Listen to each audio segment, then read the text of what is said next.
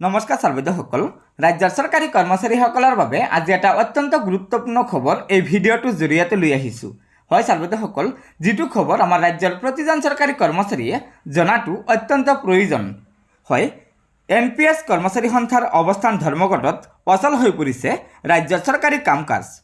2005 চনৰ 1 ফেব্ৰুৱাৰীৰ পিছত চাকৰিত যোগদান কৰা চৰকাৰী কৰ্মচাৰীসকলৰ বৃদ্ধকালৰ আৰ্থ সামাজিক সুৰক্ষা সুনিশ্চিত কৰাৰ বাবে নতুন পেঞ্চন আঁচনি বাতিলকৰণ আৰু পুৰণি পেঞ্চন আঁচনি পুনৰ প্ৰৱৰ্তনৰ দাবীত অসমৰ বিভিন্ন কৰ্মচাৰী সন্থা আৰু সংস্থাৰ সহযোগত সদৌ অসম চৰকাৰী NPS কৰ্মচাৰী সন্থাই যোৱাকালি আহ্বান জনোৱা কৰ্মবিৰতিৰ সৈতে সংগতি ৰাখি ৰাজ্যৰ প্ৰতিখন জিলাৰ NPS কৰ্মচাৰীসকলে প্ৰত্যেক জিলাৰ জিলা আয়ুক্তসকলৰ কাৰ্যালয়ৰ সমীপত এক অৱস্থান ধৰ্মঘট কাৰ্যসূচী ৰূপায়ণ কৰে।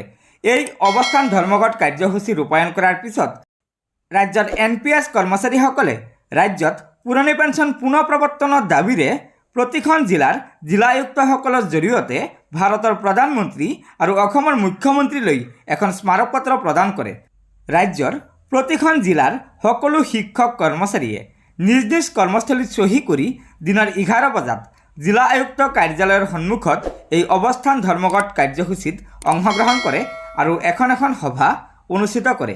ইফালে 31 জানুৱাৰীত পুৰণি পেঞ্চন ব্যৱস্থা পুনৰ প্ৰৱৰ্তনৰ দাবীত সংস্থাই গুৱাহাটীত আহ্বান জনোৱা গণ অভিৱৰ্তনত উপস্থিত থাকিবলৈ ৰাজ্যৰ সকলো চৰকাৰী কৰ্মচাৰীক আহ্বান জনায়।